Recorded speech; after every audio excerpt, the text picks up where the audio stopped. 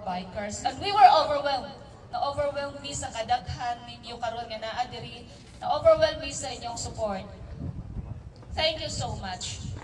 So in collaboration with the City Sports Development Center of the local government of Malaybalay City and its celebration of its 27th Charter Day, we have stepped up with an activity where we will be using the power of social media to the best of its capacity to promote fire safety, awareness, and fire prevention.